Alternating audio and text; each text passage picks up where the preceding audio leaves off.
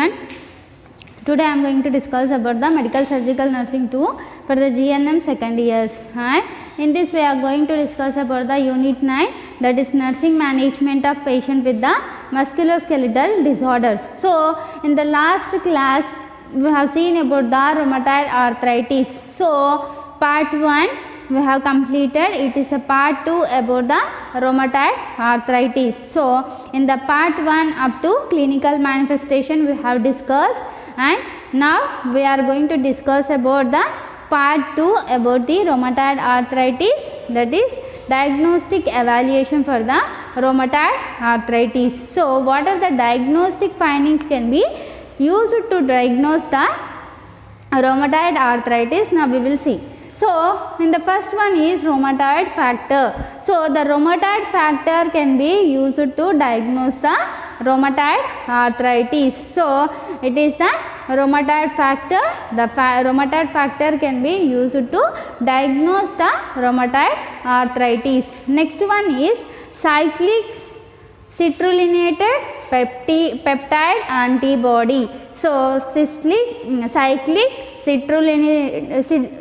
citrullinated peptide antibody. So there is a cyclic citrullinated peptide antibody. It can be used to find the rheumatoid arthritis in the early stages. So before the symptoms can be developed, so we can diagnose the rheumatoid arthritis. So before the symptoms can be appear, so before that only we can diagnose the rheumatoid arthritis by the cyclic citrullinated peptide antibody. So it can be used along with the rheumatoid factor. So the cyclic citrullinated peptide antibody, it can be used along with the rheumatoid factor, and it can be used to diagnose the rheumatoid arthritis in the early stages before the symptoms can be developed. So next one is anti-nuclear antibody. So anti-nuclear antibody, it is also used to diagnose the any joint destruction or any damage to the joint. So in the anti-nuclear antibody, there is a used to diagnose the any joint damage or the destruction or rheumatoid arthritis.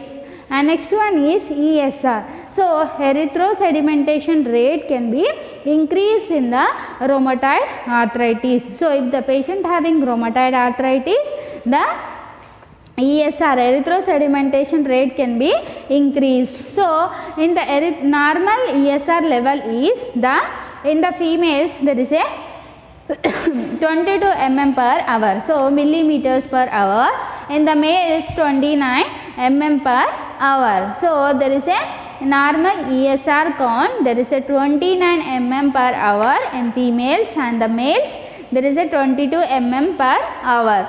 And next one is the C-reactive protein. So in the C-reactive protein also can be used to diagnose the rheumatoid arthritis. In the rheumatoid arthritis, the C-reactive protein can be increased. So if the patient having rheumatoid arthritis, the C-reactive protein can be increased. Next one is complete blood count. So the complete blood count should be done. And next one is the comprehensive metabolic panel. So it is a comprehensive metabolic panel.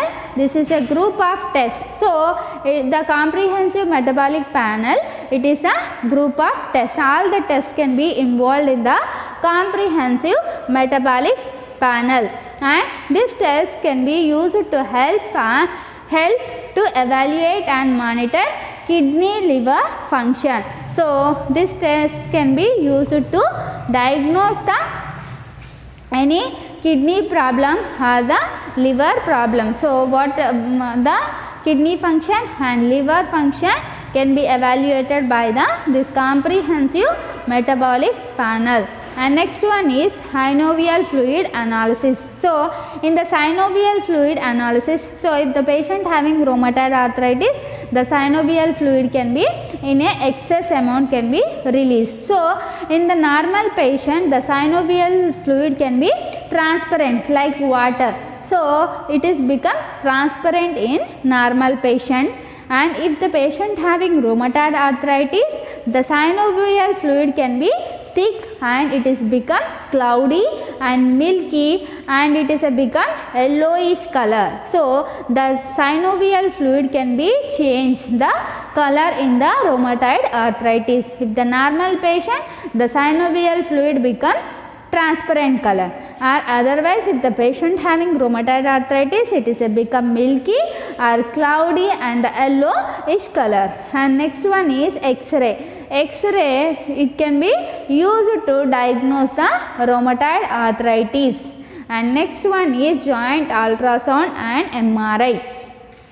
So there is a joint ultrasound can be used to diagnose the any inflammation is present in the joint, or the as a accumulation of synovial fluid is present or not, we can identify by the ultrasound and MRI. So next one is arthroscopic examination. In the arthroscopic examination, it can be used to diagnose the cartilage destruction and the fibrous scar formation. So there is any cartilage destruction is present or not, we can identify by the arthroscopic examination. And there is any scar formation is present in the fibrous tissue, it is also we can diagnose by the arthroscopic examination. So it is about the diagnostic evaluation for the rheumatoid arthritis. And next one is the management. So the management is very important to treat the rheumatoid arthritis. In the first management, there is a medical management. It includes the NSAIDs. So non-steroidal anti-inflammatory drugs. NSAIDs, there is a non-steroidal anti-inflammatory drugs. It can be used to reduce the pain and inflammation. So it can be used to reduce the pain and inflammation. And next one is decrease modifying anti-rheumatic drugs. So there is a disease modifying anti-rheumatic drugs. It can be used to reduce the damaging effect in the disease on the joints. So the rheumatic drugs can be used to reduce the damage or effect to the joints. And there is some of the examples for the disease modifying anti-rheumatic drugs includes the hydroxychloroquine and penicillamine and azathioprine. So there is examples for the disease modifying anti-rheumatic drugs. So the drugs includes the hydroxychloroquine, penicillamine and azathioprine. So it is the drugs. And next one is monotherapy. So monotherapy, it includes the combination of the drugs, and there is a methotrexate or hydroxychloroquine. So these both drugs can be used to treat the rheumatoid arthritis. So to reduce the pain and swelling, there is a monotherapy can be done. In the monotherapy, there is a combination of two drugs, that is methotrexate or hydroxychloroquine. And next one is corticosteroids. So the corticosteroids, it can be used to reduce the inflammation in the joints. So the corticosteroids can be used to reduce the inflammation in the joints. So it is about the medical management. It includes the NSAIDs, non-steroidal anti-inflammatory drugs. It can be used to reduce the pain and inflammation. And next one is disease modifying anti-rheumatic drugs, and it can be used to reduce the damaging to the joints.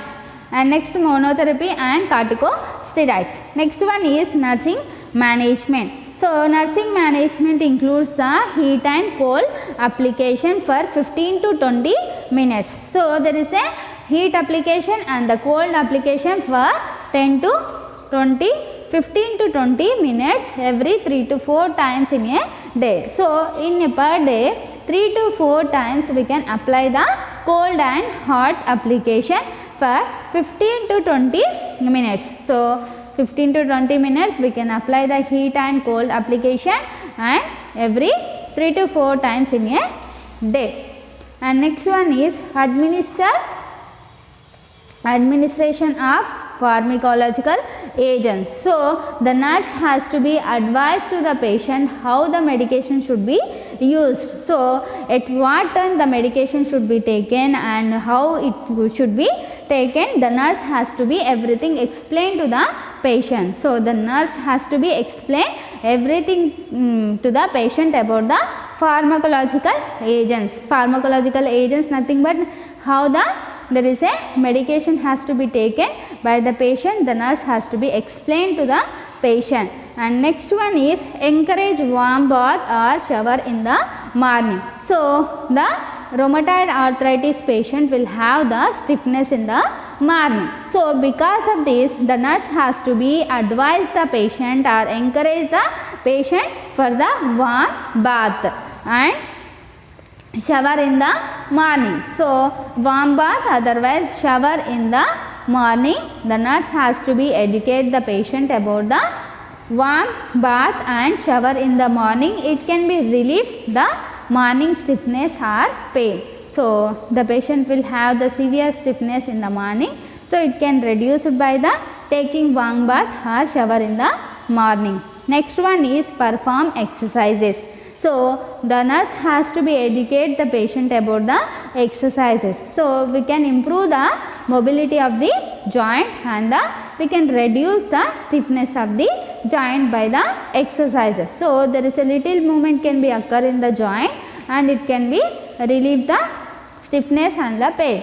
Next one is use the splints. So if the for immobilization or otherwise to support the affected joint and use the splint and it can be supported to the affected joint. So the nurse has to be explain the patient about the splint, that is it can be support to the affected joint and it can be reduce the pain. So it is about the nursing management for the rheumatoid arthritis.